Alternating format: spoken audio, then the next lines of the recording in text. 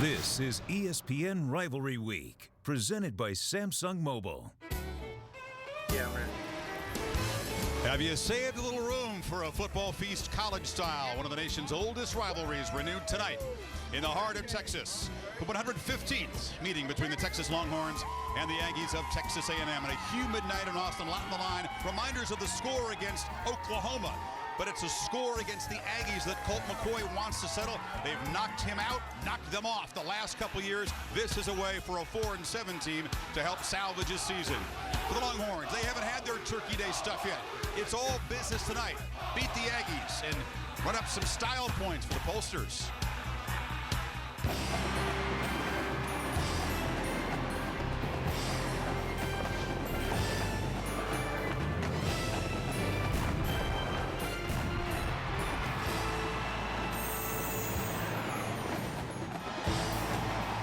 Great pageantry here in this sea of burnt orange, 95,000 strong as they play the eyes of Texas. It is college football primetime, presented by Applebee's, and a Turkey Day tradition renewed. These teams have not met on Thanksgiving since '93, but it goes way, way back. Texas comes in ranked number 2, a big favorite against the Aggies, who are 4-7, a rough year for Mike Sherman in his debut season. I'm Chris Fowler. Happy Thanksgiving and welcome to Austin, Texas. An old rivalry with a very new school twist, because if Texas, Oklahoma, and Texas Tech all win this weekend as expected, Big 12 South is a 3-way tie, the 5th tiebreak. The BCS standings, 2/3 of the BCS. The pollsters, the coaches, and the Harris poll. And this is where the style points come into play, because Oklahoma's overwhelming victory over the Red Raiders last weekend jumped the Sooners over the Longhorns in this week's polls. Very narrow margin in the Harris poll. A little bit bigger in the coaches. They're all watching tonight. The computers, Oklahoma will overtake Texas. So, on senior night, against an old rival, a lot on the line and lots of subplots as the Horns take the field.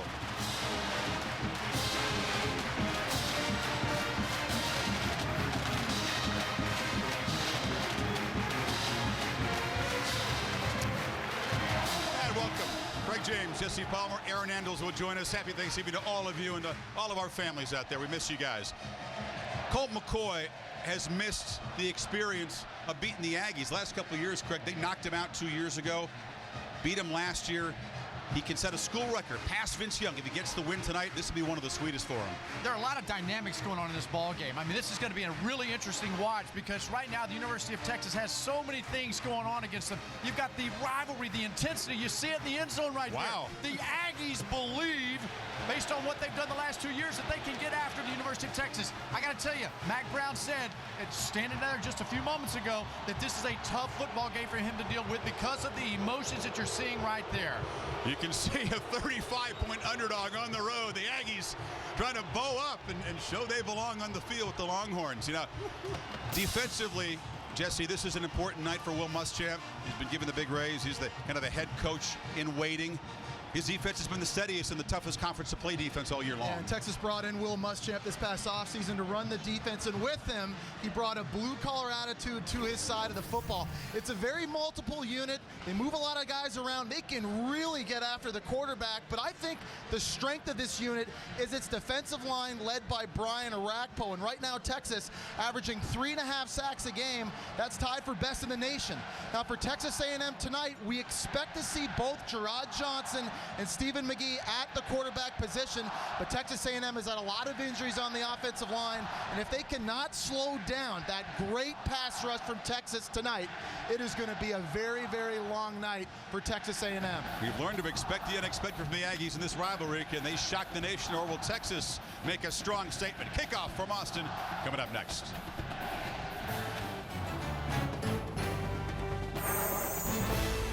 ESPN's College Football Primetime, brought to you by Wrangler, makers of Wrangler 5-star premium denim jeans, and Valkyrie.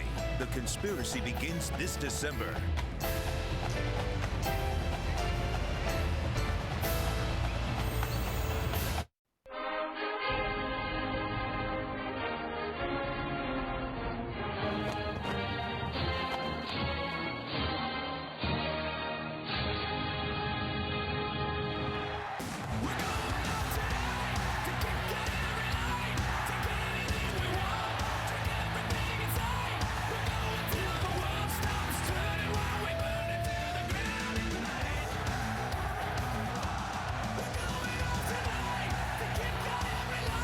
battling since 1894, the Longhorns and the Aggies. And you know, Mack Brown's 28-1 in this ballpark against schools from the state of Texas. The one loss, the last visit by the Aggies 2 years ago. Here's Coach Brown with Aaron Andrews. Chris, thanks. Coach, you know there's been so much talk surrounding your program about the BCS, but what has your message been to your players about focusing on this Aggies team that's beaten you 2 straight years? Aaron, the message has been just that. This is Thanksgiving. It's a wonderful crowd, great night for football. This is to showcase our program, the Texas A&M program in high school football in this state. And at the same time, we'd all like to say thank you to our troops. How do you approach the talk? You need the style points tonight to stay ahead of OU. We're just trying to beat A&M. That's all it's about tonight. Thank you, Mac. Thank you. All right, Chris. We second Mac's salute to our troops serving overseas, but we don't buy his explanation that it's only about winning. It's about winning convincingly, and believe me, he'd like to have this thing salted away by the third quarter. Randy Bullock, true freshman, to kick it away for Texas A&M, and we are underway. Aggies won the toss, deferred to the second half. And taking a knee is Shipley in the end zone, so here comes Shipley's hunting and fishing buddy, Colt McCoy again. His 38th consecutive start, trying to break a school record, trying to put up some numbers for the Heisman race, but mostly trying to beat the Aggies, the only team in this division he has not beaten.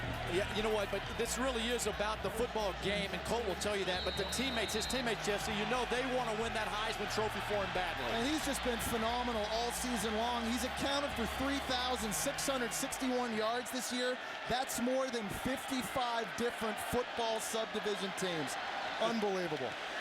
And Chris Obanaya is the back to the left of McCoy for the evening's first snap. It's a shovel pass underneath. Obanaya makes up a couple moves and gets across the 25-yard line. Eddie Brown on the stop, one of the true freshmen on the Aggies, the impact guys for the Horns. And Jordan Shipley had a touchdown catch in his first 8 games this year. That set a record. He is phenomenal, and you'll see him line up in different spots all night. Shipley's the deep guy. Cosby's the guy underneath, a real confidence builder for Colt McCoy. And we'll see Brian Osakpo, they call him. He's got 9 of them when the Horns are on defense. 2nd and 4. And the Aggies step up and make a play. Stopped in the backfield is Obanaya. This is a defense that's been vulnerable to the run and the pass. They give up 455 and 36 points a game. Well, one thing about the culture of Texas A&M is they understand that this season has produced that type of result defensively, so they don't get scatterbrained when things go awry offensively for them. They have a chance here to get a 3 and out, something they have done 12 times all season. That's it. And only 3 times in conference games. This is a defense under Joe Kynes, the veteran coordinator.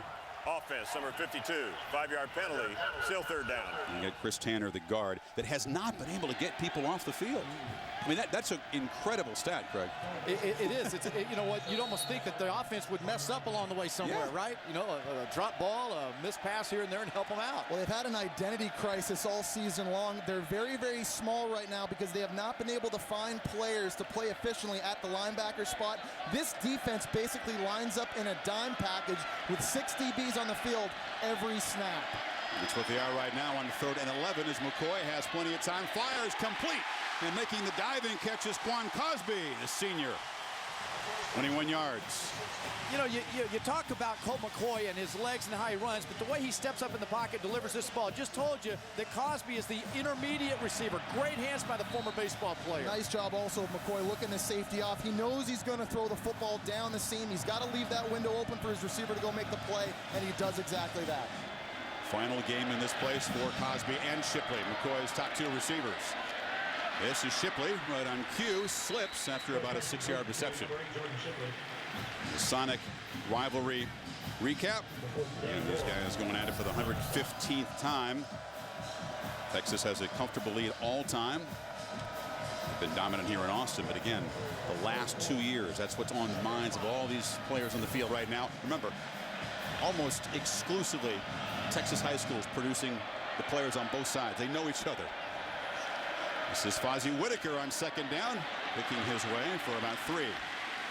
Cyril Oberzor, the senior defensive end, made the stop. I think overall, when you look at this week of college football, there are a lot of rivalry games. You would assume somebody, based on what we've seen in college football this year, one of the underdogs is going to step up, Jesse. Well, and the beauty of these rivalry games are that you can just take the rankings and throw them right out the window. And Chris, you just mentioned it. These kids that play in these games know each other from high school. So when they come out to play, they are going to fight. Empty backfield from McCoy on 3rd and 3. Aggies showing pressure up the middle. And they bring it. Whistle before the snap. And there'll be another false start on Texas. You know, they've had very False few. Start. Offense, number 85. 5-yard penalty. Still 3rd down. Very few offensive penalties. They've gone 3 games this season without any offensive penalties at all. Already a couple of false starts. Yeah, they didn't have any penalties against UTEP earlier in the year, against Colorado earlier in the year, against Oklahoma State earlier in the year, and here we are already with 2 penalties going against the trend here. This is what Mac was saying about it in pregame. You know, when you play a team like this, when the stakes are where they are for Texas, little things like these false starts are the things that hurt you. Now it's 3rd and 8. You fake it to Obaniah. McCoy, this is what he's done so well all season. Has the first down into Aggie territory. Leading rusher on this team, produces 10 yards there. And Colt McCoy does a great job of understanding when to run. He gives the routes a chance down the field before tucking in, running it. And what did Greg Davis tell us early in the year? He needs Colt McCoy just to move the chains twice a game with his legs, and that makes a world of difference. It's his 21st run this year of 10-plus yards. That's a whole bunch for a quarterback who's mainly a thrower. And McCoy keeps it. That looks like the old zone option read that Vince Young ran so well. They get 8 more.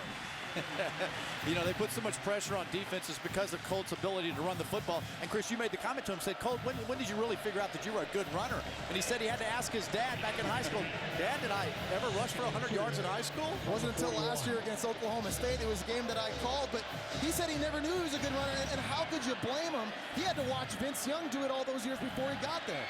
And Brad McCoy is his dad, Colt's parents.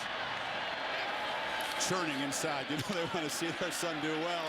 This is a first down. Fozzie Whitaker. He's a little guy, but barreling ahead. Showing some muscle. Texas has kind of an interesting stable of backs, Craig. They don't have a standout running back, but different roles. Yeah, and absolutely. And early in the season, Colt's running ability, he was their running game. But now you've got 3 different running backs that have stepped up, and they just get inside. I think, Jesse, the offensive line's been the pleasant surprise of this team, though. It's really 4 backs if you count Cody Johnson, the short yardage touchdown specialist. On first down, this is Whitaker again. Shows the quick feet, picks up 6. And you have to expect in this football game that Texas is going to try to establish the run early.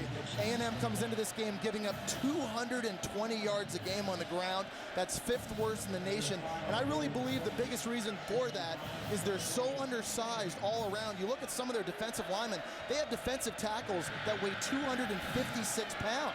That's just too light. 10th play of this opening drive for the Longhorns. Boy keeps it. Pump fake, buying time, and now he'll head for the sidelines. Where will they spot him out? Turn the corner, showed the quick feet. It is going to be a first down at the 22. You see right there Greg Davis's ability on the offensive side for Texas to pick up the blitz. A&M's trying to dial up a lot of different things. Watch the stunning on the inside. The timing of the blitzes has been poor so far by the Aggies, and the Longhorns have picked them up. And I think there was a miscommunication there between Colt McCoy and Quan Cosby. I think McCoy was expecting a double move, and Cosby just gave him a 6-yard hitch route where he just turned around and wasn't able to turn it up. Can a running quarterback make a coordinator look good? Yeah. This is Whitaker. Whitaker behind a wall of blockers, just plowing inside the 15. Show of force by the Texas offense in this first drive. Craig, you alluded to it earlier about how this coaching staff has watched this offensive line for Texas all year. And Greg Davis, their offensive coordinator, told us, hey, this O-line has turned into what we thought they were going to be. They're really athletic, and they're very dominant. Look at these numbers in the red zone, guys. Yeah, and I think, the reason they're so good in the red zone is that offensive line. They saw so much pressure in the spring going against Will Muschamp's defense, their own teammates. It forced them to get better. And you show pressure. McCoy keeps it. Go McCoy!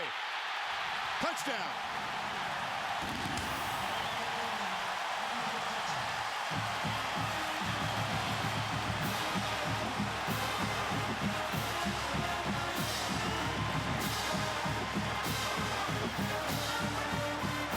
Colt McCoy many times says that the defense will force him to give the football.